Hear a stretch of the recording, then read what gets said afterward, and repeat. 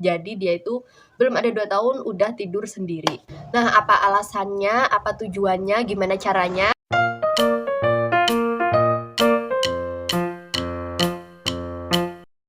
Assalamualaikum warahmatullahi wabarakatuh. Jumpa lagi di Bunda Osman Channel tentang sleep training atau bahasa mudahnya tuh pemisahan tempat tidur anak. Jadi alhamdulillah aku udah berhasil misahin kamar anak aku yang belum ada 2 tahun. Jadi dia itu belum ada 2 tahun udah tidur sendiri. Nah, apa alasannya, apa tujuannya, gimana caranya? Simak terus video ini sampai selesai. Oke, jadi aku tuh sama suami tuh punya 2 alasan kenapa kita harus segera memutuskan anak pertama tuh harus segera pisah kamar gitu kan. Ada alasan jangka pendeknya dan ada alasan jangka panjangnya. Alasan jangka pendeknya karena pas waktu dia umur 1 tahun ternyata alhamdulillah kita sudah hamil adiknya. Jadi kan mau nggak mau satu kasur itu kalau harus berempat kan nggak muat ya. Alasan jangka panjangnya biar nanti saat waktunya tiba paling maksimal itu kan kalau di Islam setahu aku itu 7 tahun ya. Itu paling maksimal banget. Kalau udah waktunya pisah gitu kan, dia tuh udah bener-bener terkondisi gitu. Jadi pembiasaannya tuh udah sejak jauh-jauh hari sebelum usia itu gitu. Itu alasan jangka panjangnya. Nah, kapan mulai bener-bener dipisah gitu kan? Jadi pas usia 1 tahun itu kan karena udah ketahuan hamil adiknya, terus kita inisiatif, oke, masih tetap satu kamar tapi kita sediain bed sendiri gitu kan. Yang itu tuh khusus dia gitu. Awalnya sih tetap maunya dusel bapak ibunya ya, tapi kita kondisikan gitu. Ini kasurnya Mas waktu itu. Mama tidurnya harus mulai di sini ya, tapi kan masih satu kamar, jadi nggak apa-apa kayak gitu. Terus sambil disonding, Mama besok lama-lama kalau udah besar harus tidur sendiri, tapi mulai latihan dari sekarang ya. Nggak apa-apa tidur sendiri itu keren, tidur sendiri itu berani. Intinya bener-bener tak sondingin ke anak, walaupun dalam tanda kutip anak 1 tahun itu belum bisa memahami betul ya apa yang dikatakan bapak ibunya, tapi kami percaya apa yang kita sondingkan bahkan berulang-ulang itu tuh dia masuk gitu, pemahaman itu dengan izin Allah, pemahaman itu masuk gitu, dan lama-kelamaan itu akan terjadi gitu, itu akan bisa dengan mudah direalisasikan kalau orang tuanya mensounding dan mengkondisikan sedini mungkin. Nah, satu kamar tapi beda bed itu kami lakukan sejak dia usia 1 tahun sampai adiknya lahir itu dia usia 1,5 tahun. Ya selama beberapa bulan lah, 6 sampai 7 bulan itu kami masih satu kamar tapi bed sendiri.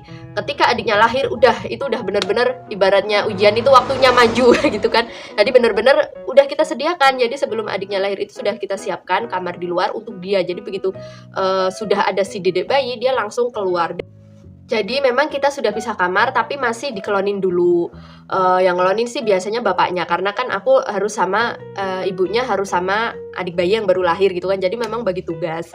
Tapi begitu kita bilang, ayo Mas tidur kayak gitu tuh dia langsung ke kamarnya gitu, udah bukan lagi ke kamar kita yang dulu gitu. Jadi dia udah paham kalau oh kasurku tuh di sini, waktunya tidur ya di sini. Cuman memang harus ditemenin dulu. Nah, gimana caranya biar kalau malam tuh bangun dia nggak nyusulin bapak ibunya? Ya kita yang gercep gitu. Diskusi sama suami siapa nih yang mau nemenin si kakak kalau misalnya tengah malam bangun. Oh, kalau kesepakatanku dan suami sih ya suami, karena kan aku harus ngurus adiknya. Nah, kalau bagi yang belum ada adik lebih mudah lagi, bisa gantian gitu kan, bisa ibunya, bisa bapaknya kayak gitu.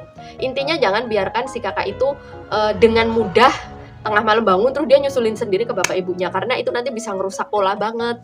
Padahal kita mengkondisikannya aja udah berbulan-bulan, bahkan mungkin setahun sebelumnya. Nah, apa indikator kalau udah berhasil gitu kan? Menurut kami di usia anak kami yang belum ada 2 tahun, indikator berhasil itu ya kalau bener-bener ketika kita bilang, ayo Mas tidur gitu tuh dia langsung siap-siap ke kasurnya sendiri. Dia udah nggak drama lagi minta tidur bareng ibunya di kamar yang sama dengan ibunya. Itu tahap awal banget ya untuk bisa dikatakan berhasil gitu kan. Karena kalau kita mau langsung idealis, maksudnya langsung di kamar sendiri, pokoknya nangis dibiarin, kita jujur kita kurang sreg gitu dengan cara seperti itu. Tapi kan memang kita sedang berusaha mengkondisikan untuk latihan tidur sendiri gitu sebelum nanti, kalau kami sih sepakat maksimal banget itu 3 tahun. Karena apa? Di usia 3 tahun itu memori anak mulai kebentuk gitu. Dia mulai inget aktivitas-aktivitas yang dilakukan di kamar bersama bapak ibunya, dan itu bahkan saya pernah ikut salah satu kelas tarbiyah jinsiyah atau pendidikan seksual Islami sejak dini. Umur 3 tahun itu anak sudah bisa merekam gitu aktivitas dewasa, mungkin dalam tanda kutip ya bapak ibunya. Dan itu sangat tidak disarankan untuk anak itu tahu, bahkan sekedar mendengar pun sebisa mungkin tuh jangan gitu. Jadi oke, karena memang sudah waktunya adiknya mau lahir dan dia juga sudah mau 2 tahun, sebentar lagi 3 tahun, kita benar-benar ini udah waktunya harus pisah. Di awal tuh emang biasanya ada dramanya, tapi kalau udah berhasil tuh enak banget teman-teman. Bapak ibunya bisa lebih leluasa, dengan kalau udah ada adik ya bisa lebih fokus malam hari itu sama adiknya. Kalaupun belum ada ya emang sudah waktunya si anak itu pisah kamar sendiri gitu. Jadi ketika nanti umur 3 tahun, 4 tahun, bahkan 5 tahun, apalagi udah 6 tahun, itu udah bener-bener dia udah termindset aku harus tidur sendiri. Nah itu tadi sharing dari aku tentang sleep training di anak aku yang alhamdulillah berhasil sleep training sebelum usia 2 tahun. Semoga video ini bermanfaat. Jangan lupa like, subscribe, dan komen. Assalamualaikum warahmatullahi wabarakatuh. Berikan apresiasi untuk video ini dengan menekan like dan subscribe ya.